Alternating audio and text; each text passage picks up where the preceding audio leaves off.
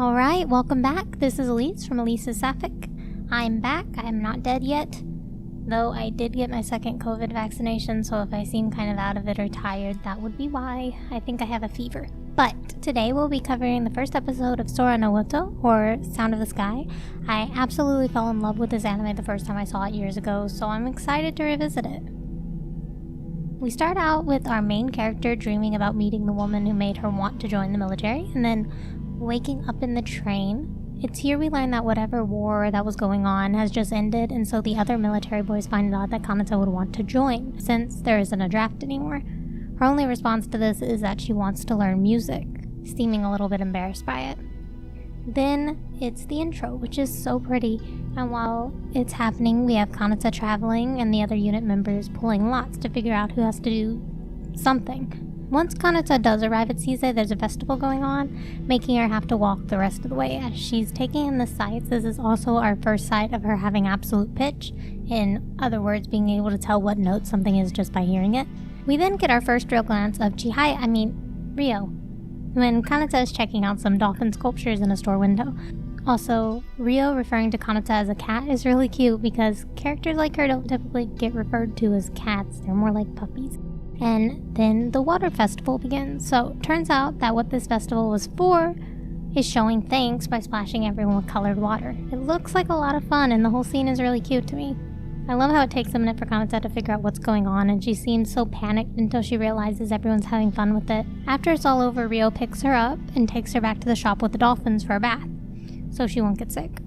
The bell from the very first scene gets brought back as well as a mention that the festival is for flame maidens. They end up losing the bell to an owl on the balcony. As all this is going on, we also get our first speaking lines of the rest of the unit, giving us a glimpse of their personalities. Back with Rio and Kanata, Rio leaves her saying that she has something important to do and for her not to get lost again. Kanata realizes she's late to meet the others, but the bell from before chimes, and since she feels like it was her fault they got lost, so she goes after it instead. We get this really dramatic song playing while Rio is participating in the festival, which from the looks of it, it was probably what the lots were from earlier.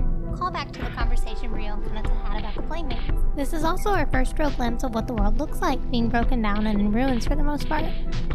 While this story is going on, we also see Kanata going deeper and deeper into the valley, following the sound of the bell until she finds it, makes a jump for it to another ledge, and while she makes it to the ledge, it crumbles and she ends up in the water below. She also sees the winged beast's bones in the water, showing that it wasn't just a legend. Kanata being lost once again, down on herself and upset, but she found the bell. She has a flashback to the same memory of her dream and decides the best course of action is going to be to play the trumpet and hope someone hears her. Luckily they do, and Rio quickly gets her own instrument to play right back. Afterwards, Kanata passes out. She wakes up in the clock tower she was supposed to be heading to the whole time. She apologizes to Rio, which Rio just tells her not to be so breathless. We also then get to see Rio play her trumpet as the sun rises, and she tells Kanata that she will be teaching her how to play the trumpet. Teaching her how to play. We then get to see that Kanata's not very good. And I just love how, goddamn it, Rio looks in that pose. It's so cute. And that's the end of the episode. What do you think? What do you think? Have you seen Sound of the Sky? If not, I highly recommend it. This is now non-episode 1 spoiler territory. I love post-apocalyptic anime that's so far post that our modern day barely is even noticed or remembered. Which you might be like, what does that have to do with this? But it does.